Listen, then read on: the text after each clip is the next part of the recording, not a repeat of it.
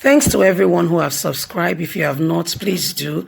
And thanks for coming out here. I really appreciate you. Unmarked those behind shooting of journalists in Kogi, NUJ tax police. Hello everyone.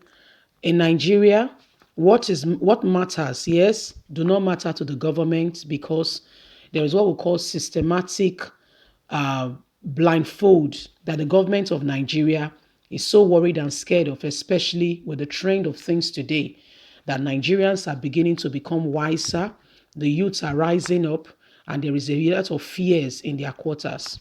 With regards to 2023, barely 3 years down the line, Nigerian government is so worried that the youths will take over because we know for starters that nobody will go and join PDP, APC. You are a traitor. If you dare try that, we will mask you and we'll make sure that you are cut off from the pack because you are part of those who want Nigerians to die by your actions. The very hoodlums who committed this atrocity that disrupted the peaceful EndSARS largely speculated and alleged that they were sponsored by government agencies to make sure that the momentum that EndSARS was beginning to gain across the nations of the world was becoming worrisome. So after they tried, to end it by bringing in hoodlums and the protest continued, I'm not sure who gave the order yet. Some quarters believe it is from Muhammadu Buhari directly himself, saying, you know what, shoot aside. Because, of course, he's the commander-in-chief of the armed forces of Nigeria. And this man, he's a soldier. Blood has no meaning to him. Human life have no meaning to him. And his silence on the matter shows that there is more to it. Okay? And trying to suppress evidence is part of the main reason why everybody's looking and saying, really, going on in our country. But guess what? If really he's behind it, he will end in jail, whether he likes it or yes. Let's get straight into the news. The president of the Nigerian Union of Journalists, Mr. Chris, had called on the Kogi State Police Command to unmask those behind the shooting of Emmanuel Adeyemi, the state correspondent of the Sun newspaper. Adeyemi was shot on Monday, October the 26th, right at the entrance of the NUJ Secretariat in Lokoja by yet to be known unidentified gunmen who rode on an unmarked Toyota Serena vehicle. Olayemi made a call during the grand finale when the press release came, and Chris also made a press conference that week at Lokoja where he condemned the shooting, killing, and intimidation of journalists. It's not only EndSARS protesters they are also intimidating. They're intimidating journalists. Do you know that Channels, Arise Television, as well as, what's the third one now? Channels, Arise Television, as well as AIT has been slammed with 3 million naira each, or they will close down there. But why? Because they made the world known real time what was going on with EndSARS, how police came and were shooting. So they don't want them to report anything that is going on this side of the country. They want to kill people and hide them. They want to carry out evil and do it in their like. May nobody talk, everybody quiet. They look them, intimidation. That's the new word in Nigeria now. But guess what? We have to pray this wave to be over because this is the systematic approach by the government to keep the people down. He describes such acts as unholy, unacceptable, and should never be swept under the carpet.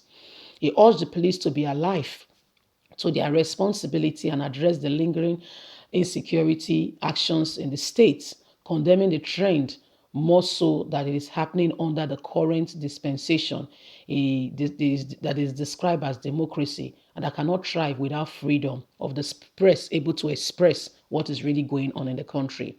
Advice against any form of clampdown on the media, saying such will be counterproductive and unconstitutional to threaten the survival of our democracy. My dear, that is what they've already started doing.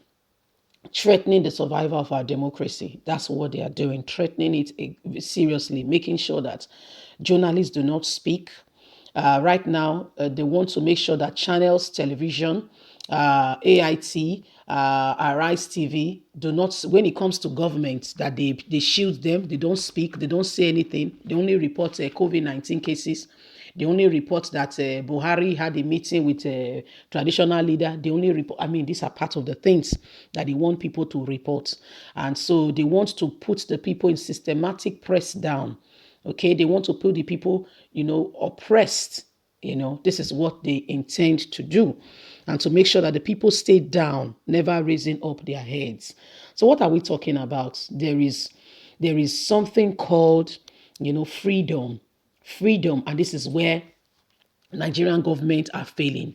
So Buhari is so worried. You know what people do when they are scared? They try to impose their position on people, especially when they feel and when they have this nudge that they are beginning to lose grip on the people they've held on for too long under bondage. They become very jittery, and they begin to, shake, and they begin to do everything possible to stop the people from advancing and from becoming exposed and from knowing the truth. The better way for them to work is for them to keep the people under. They remain subjective and oppressed without speaking up. The better way for them to work is for them to make sure that the people have no choice but to listen to them. And we can see that with what is going on in the north. Yes, B-boys destroying, making millions as we speak today. Estimated over 13 million children in the north have been out of school for over 10 years now, minimum of 10 years and counting. 13 million. So that's a generation, that's a whole nation. Okay, some small islands about that population. That is a ticking time bomb that is coming back to Nigeria to bomb, to cause more trouble, more harm than you can imagine. Okay, so that's a generation. And guess what? They don't mind it as long as they are getting their allowances. Imagine Lai Mohammed, Minister of Culture and Tourism. Do you know what he's doing? He presented to Senate 400 billion. What is culture and tourism doing? 2021 budget. For between January and March, he spent 91 billion, not million, billion on traveling. And the house have to ask, this your tea free. It's too much. Where did you go? The world is on lockdown. What did you do? So my people, so long as they get their portion, so long as they begin to amass wealth, build up gallows and empty septic pits, store up money. I mean, Ganduje was caught in broad daylight collecting bribe, but his hand was not cut off. He was not flogged 40 lashes of the cane. Now the poor man, they suffer. Nigeria, wake up. Leave us a comment. God bless you. Bye for now.